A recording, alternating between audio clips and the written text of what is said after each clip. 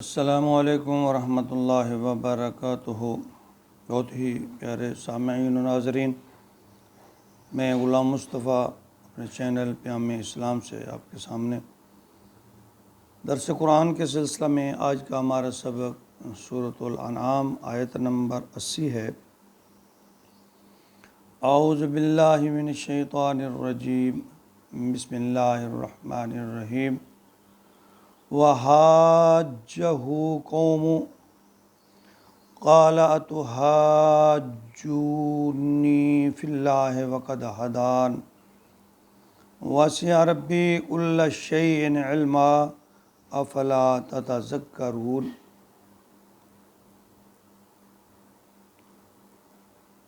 دیکھیے، بہت سے شرک کرنے والے یہ مانتے ہی نہیں کہ ان کے اعمال شرک کے زمرے میں آتے ہیں،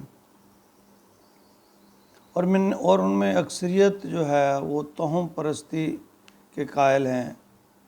حضرت ابراہیم علیہ السلام نے جب اپنی قوم کو توحید کا سبق سنایا تو پوری کی پوری قوم حضرت ابراہیم کو گمراہ کہنے اور سمجھنے لگ گئی۔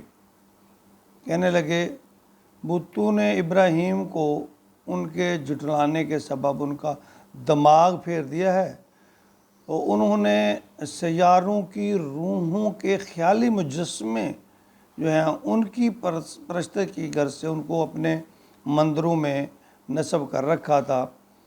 کہنے لگے دیکھا ہمارے خداؤں نے ابراہیم کا دماغ پھیر دیا ہے، اس لیے یہ بہکی باتیں کرتا ہے۔ ہمارے خداؤں کی نحوست ابراہیم پر پڑ گئی ہے۔ تو وہاں فرمایا گیا وَحَاجَّهُ قَوْمُهُ، یعنی ان کی تبلیغ پر، ان کی بات پر ان کی قوم جو آپ سے بحث کرنے لگی۔ قَالَ أَتُحَاجُّونِّي فِي اللَّهِ، تو ابراہیم علیہ السلام نے کہا تم مجھ پر حجت بازی نہ کرو، وہ بھی اللہ کے حکم میں، اللہ کے برابر، اللہ کے لیے، اللہ کے بارے میں۔ وَقَدْ هَدَانِ، جب کہ مجھے اس نے ہدایت دی ہے۔ وَلَا أَخَافُ، میں نہیں ڈرتا، مَا تُشْرِكُونَ بِهِ، جن کو تم شریک ٹھہراتے ہو، إِلَّا أَن يَشَاءَ اللَّهُ، مگر یہ کہ جو اللہ ہی چاہے، يَشَاء رَبِّي شَيْئًا، سوائے اس کے میرا رب ہی کوئی بات چاہے تو۔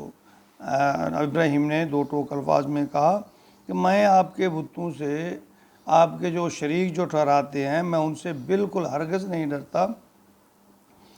وَسِعَ رَبِّي كُلَّ شَيْءٍ عِلْمًا، وسیع ہے رب کی كُلَّ شَيْءٍ علم، میرے رب کا علم ہر اعتبار سے بہت وسیع ہے۔ أَفَلَا تَتَذَكَّرُونَ، تو کیا تم لوگ نصیحت نہیں پکڑتے ہو، تم نصیحت حاصل نہیں کرتے ہو۔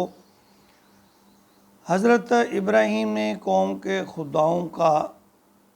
خداؤں سے بیزاری کا جب اظہار کیا اور ڈنکے کی چوٹ پر مخالفت کی، تو آپ نے فرمایا میں تمہارے ان معبودوں کو اللہ کے اختیارات میں ہرگز حصے دار نہیں سمجھتا ہوں۔ میری زندگی اور موت، صحت اور تندرستی، بیماری اور تنگ دستی، خوشحالی، سب چیز، ہر چیز کا مالک صرف اور صرف اللہ ہے۔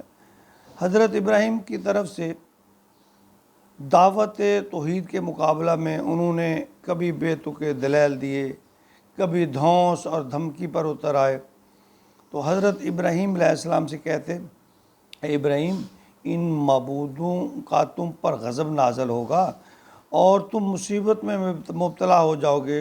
تو حضرت ابراہیم علیہ السلام نے فرمایا کہ میں اللہ کے مقابلہ میں ان سے ہرگز نہیں ڈرتا، کیونکہ میرے پاس ان خداؤں کی تردید کے لیے عقلی دلائل کے ساتھ ساتھ اللہ کی طرف سے وحی بھی تو آتی ہے۔ تو کیسے میں تمہارے اس جرم میں حصہ دار بن سکتا ہوں؟ تو دیکھیں، ایک تو واضح شرک ہے کہ اللہ کے سوا کسی کے آگے سجدہ نہیں کرنا، کسی کے آگے جھکنا نہیں ہے، اس کی عبادت نہیں کرنی۔ مگر خفی شرک نے ہمارے معاشرے کو جکڑ رکھا ہے۔ اس میں ایک قسم یہ بھی ہے کہ ہم ان بزرگوں کے نام پر جو اب اس دنیا میں نہیں رہے، ان کے نام پر نظر و نیاز اگر نہیں دیتے، یا ہمارا خیال ہے کہ اگر ہم نہیں دیں گے تو ہمارا نقصان ہو جائے گا، ہم ان کو نظر و نیاز دینے سے ہمارے کام سنور جاتے ہیں، یا دوسری شکل میں زندہ پیروں کو یا نظر نیازیں دینا اور انہیں راضی رکھنا ضروری ہے، کہ ان کو اگر ہم نے ناراض کر لیا تو یہ ہماری بدبختی ہوگی، کیونکہ وہ اللہ والے ہیں۔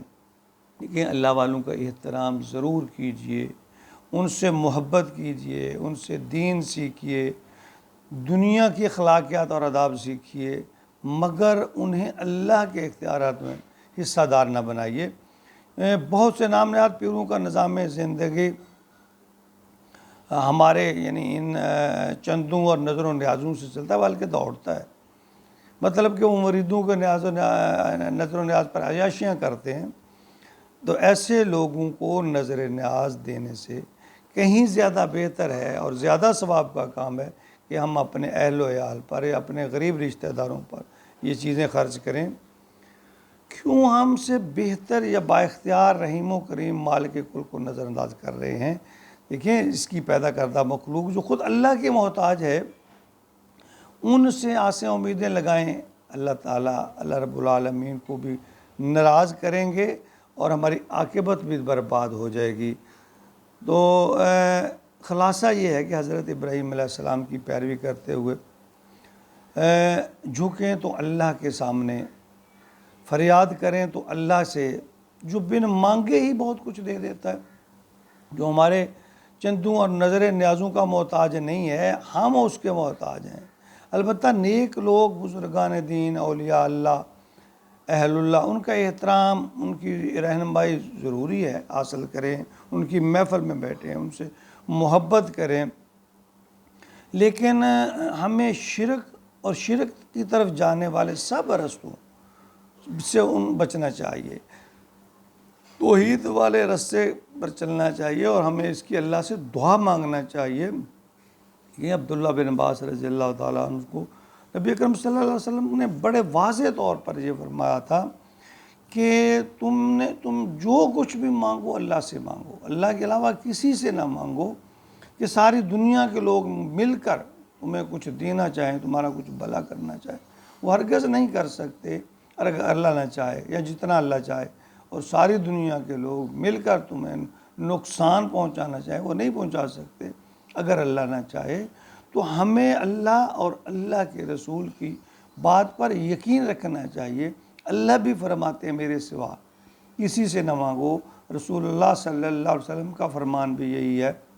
آپ نے اپنے شاگردوں صحابہ کرام کو یہی سبق دیا کہ اللہ کے علاوہ کسی سے نہ مانگو، کسی کے آگے نہ جھکو۔ تو ہمیں یہ مان لینا چاہیے، اللہ اور اللہ کے رسول پر یقین کر لینا چاہیے۔ آپ کی یہ بات جھوٹی نہیں ہو سکتی، ہماری عقل میں فطور ہو سکتا ہے، تو اس کے لیے بہتر ہے ہم قرآن پاک کی تلاوت کریں۔ دیکھیں، سورۃ انعام شروع سے 15-18 آیتوں کے بعد یہی ایک سلسلہ شروع ہوا، توحید کا، شرک کا، توحید کا۔ نبیوں کے ذریعے اللہ اپنی زبان سے مختلف حوالوں سے، مختلف طریقوں سے اللہ تعالیٰ توحید اور شرک، توحید اور اسی کا بیان چل رہا ہے۔ تو میرے بھائیوں، قرآن پاک کی خود تلاوت کریں، خود ترجمہ کو دیکھیں۔ دیکھیں، یہ سادہ سی باتیں، یہ کوئی پیچیدہ باتیں نہیں، جو علمی باتیں ہیں وہ علماء پہ چھوڑ دیں۔ اللہ تعالیٰ ہمیں سمجھنے کی اور عمل کی توفیق عطا فرمائے، آمین۔